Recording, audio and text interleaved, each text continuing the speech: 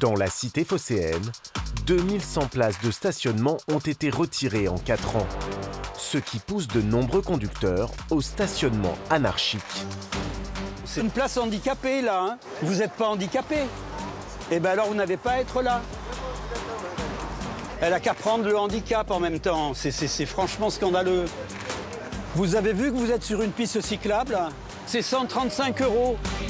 Face à cette situation dangereuse et de plus en plus difficile à contrôler, Frédéric Vidal, président d'un comité de quartier, tente avec son équipe de sensibiliser les automobilistes en infraction. Le comité d'intérêt de quartier, comme son nom l'indique, c'est essayer d'améliorer les choses pour que le quartier puisse vivre mieux et que les gens soient satisfaits. Nous, notre problème actuel, c'est le stationnement. Heureusement, on a les contacts avec la police municipale, avec la police nationale, et c'est ça qui nous permet d'avancer. Si on ne les avait pas avec nous, on n'arriverait pas. Ici, accès pompier, c'est pas grave, on s'installe. Elle va aller tout droit alors que c'est interdit. Il y a un sens interdit, mais c'est pas grave. Pour moi, ce n'est pas de la délation. On part du principe qu'il y a des règles. Ces règles permettent le vivre ensemble. Et le vivre ensemble, actuellement, on ne peut pas l'avoir normal parce que chacun se prend des droits qu'il n'a pas et veut imposer sa volonté à la collectivité. En ce moment, le comité a dans son viseur le quartier historique des Grands Carmes, aux portes du centre-ville, dans le 2e arrondissement. Ici, la guerre du stationnement fait rage. Une rue est au cœur de toutes les tensions, la rue Louis-Astoin. Dans cette rue étroite, chacun semble faire sa loi, à commencer par les commerçants. Certains ne respectent pas les arrêtés municipaux et se font livrer à toute heure. Ils bloquent alors le passage aux résidents. Vous savez que normalement, vous n'avez pas le droit de livrer à cette heure-ci. C'est à 10 h, c'est fini. Non, je rigole pas. C'est l'arrêté municipal.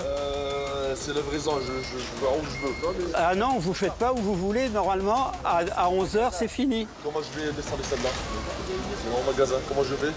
C'est pas vraiment notre problème. Hein. Ah non, non, c'est pas quand vous voulez. Non, non, parce que vous bloquez la rue. Il y a des gens ici qui doivent... Parce que justement, vous bloquez, ils peuvent pas. Ce livreur décharge les marchandises chaque jour en bloquant la rue pendant de longues minutes. Mais cela ne semble pas le déranger. Parce que vous êtes tout le temps au milieu. Ah non, vous garez pas où vous voulez.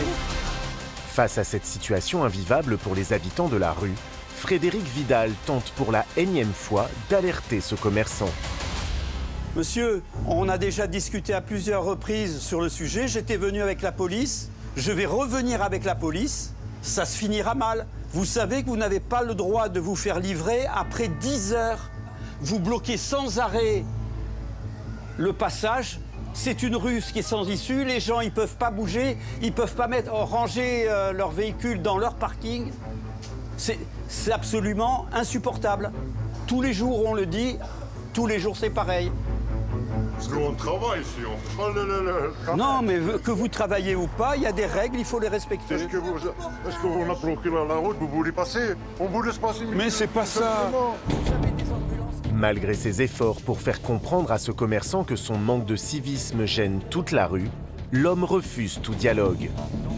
Si les gens viennent se plaindre à nous, c'est que c'est tous les jours que vous le faites. On laisse tout le monde qui passe tranquille. Ça, vous n'avez pas le droit de les mettre. C'est un trottoir ici, il ne vous appartient pas le trottoir. Il est à la ville. Je suis le président du comité d'intérêt de quartier. Donc à partir de là, ça, vous n'avez pas le droit de le mettre là et la police vous l'a déjà dit. C'est bonne journée, enfant. Maintenant, ça suffit vraiment. Alors, cette fois-ci, j'irai voir le commissaire. Oui. Et on fera bouger les choses parce que ça ne va pas. Ça ne va pas. Ça ne peut plus durer là. Dans cette impasse, les habitants eux-mêmes ne peuvent plus se garer et n'hésitent plus à se mettre volontairement en infraction. Comme cette conductrice marseillaise qui n'a pas l'intention de se faire remonter les bretelles sans rien dire. Ici, c'est un endroit où il y a... C'est un endroit où il y a un... Donnez une place, vous. Mais je n'ai pas à vous donner, madame. Vous avez Dans à la rue, respecter... là, on nous a pris 6 places. Vous avez à respecter la loi. Quoi faire? C'est tout.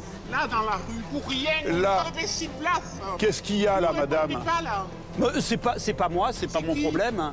C'est la ville qui l'a fait, C'est la c'est pas ville, moi. vous représentez la ville. Non, je représente pas la ville, moi. Face à la colère de cette résidente, une membre du comité de quartier lui propose une solution. Garer son véhicule dans un parking payant. Mais pour elle, c'est un coût supplémentaire qui ne passe pas. Et vous brisez. Non mais madame, voilà. Non, mais je connais les parkings, je connais la vie. Hein. Sauf que vous voulez pas payer, voilà. Voilà, exactement. Comme je paye beaucoup assez de d'impôts Marseillais. locaux. Et si vous Je pouviez... viens pour foncier, j'en paye assez. Et alors? Voilà. Ça vous donne le droit, moi Mais aussi. pourquoi on nous a pris des places dans la rue, là? C'est pour les camps. Là, c'est pour la sécurité des enfants. Personne, il y a 3 petits, là. Mais non, c'est pour les toujours écoles. vide. Mais non, madame. Ça a été piétonnisé pour protéger l'école. Il y en a marre. Chacun campe sur ses positions. Et cette riveraine n'hésite pas à se garer délibérément sur un stationnement interdit. Elle risque une amende de 35 € et le retrait de son véhicule par la fourrière. Pour Frédéric Vidal, ce comportement est intolérable. Elle a qu'à payer une place de parking, comme tout le monde. Pourquoi il y en a qui auraient des droits de s'installer à des endroits interdits? C'est pas normal. Je suis désolé. Pour l'heure, aucune solution ne semble possible dans cette rue. Il y a beaucoup de gens qui sont mal éduqués, qui vont pas comprendre que leur volonté, eh ben, elle peut pas s'appliquer. C'est le savoir-vivre ensemble qui compte. Même si le comité de quartier se bat dans l'intérêt des habitants, sur le terrain, le message reste difficile à faire passer. L'an dernier, plus de 30 millions d'infractions au code de la route ont été relevées par les forces de l'ordre. À Paris, les usagers de la route sont parfois prêts à tout pour se déplacer rapidement et ne pas payer de stationnement. Certains décident même de transgresser la loi.